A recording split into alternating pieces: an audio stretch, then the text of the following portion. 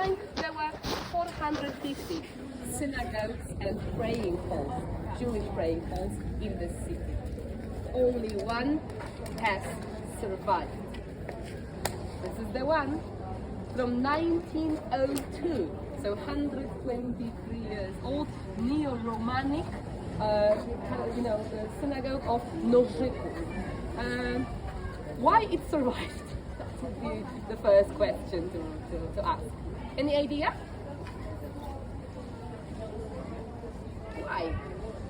The other 449 did not. It was inside of the ghetto for the almost whole time, but it was used by Nazi Germany. Normally, Germans, they didn't like to enter the ghetto. I mean, what for? Inside of the ghetto, there was a Jewish police. Jewish police officers were controlling and taking care of the ghetto. So Germans and Polish police officers, they were standing mostly controlling the gates, but not the inside of the ghetto.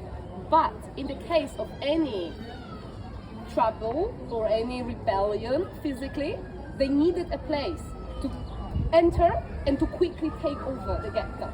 So this synagogue was turned into a warehouse with ammunition and horses, like literally stables for horses. So yes, it was destroyed from inside, but the walls survived. And then, right after the Second World War, it was used by those who survived the Holocaust. Unfortunately, in the 50s, after this all hatred media campaign against Israel, against Jewish people, it closed, and it only reopened back in the 80s, when Poland recognized the independence of Israel, when the embassy of Israel finally opened here in the late 80s. Then the new ambassador of Israel, he asked for the reopening of the synagogue, and then we were looking for the rabbi, and then we found Mr. Michael in New York, and Michael came, and this way we have Orthodox synagogue. So very Orthodox here. Men, they pray in the main hall, and women, if they want, they come, but they take the balconies. They do not mix. Very, very Orthodox. It doesn't mean that this is the only synagogue, okay?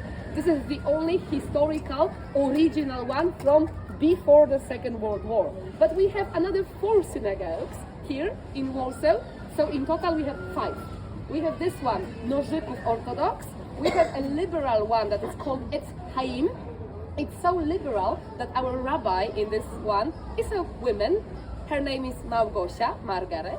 Then we have Hasidim, Chabad Lubavitch group. You should know them. There's a lot of synagogues of Chabad Lubavitch in the US. Then we have a conservative one and reformated one. So in total we have 5 different, but the other 4, they are hidden. You will not see them from outside. You need to know where they are. You need to enter the apartments, the block of flats, and then, for example, on the 1st floor, you knock at the door, wow, there is a synagogue inside. Guys, the rabbi is not a priest. Yeah, the rabbi, he gives support to the community, he gives some advices to the community, he devotes his life to the studies. The synagogue is not a Roman Catholic church, it's a place for the community to gather, to study, to celebrate. It's much more than just, let's say, a church. All clear? Questions? Yes. I didn't know that there were Jewish police officers. I thought that the Nazis didn't allow them to No, be. we'll talk about it on our next stop. In the ghetto, there was something called Judenrat. It was a Jewish administration inside of the Jewish ghetto. Of course, most of the orders were coming from above, from the German administration, but then who was responsible for the implementation was the Jewish administration called Judenrat. And below Judenrat, there was a police department depending on Judenrat. It's a very, very dark part of the history of the ghetto, because most of the Jewish police officers, they believed that because they worked for the Germans, in a sense, that maybe they will survive. And yes, they were the last one to survive, but the last day when the ghetto was closed, they were put in the trains and sent to Auschwitz-Birkenau, so no. it didn't help them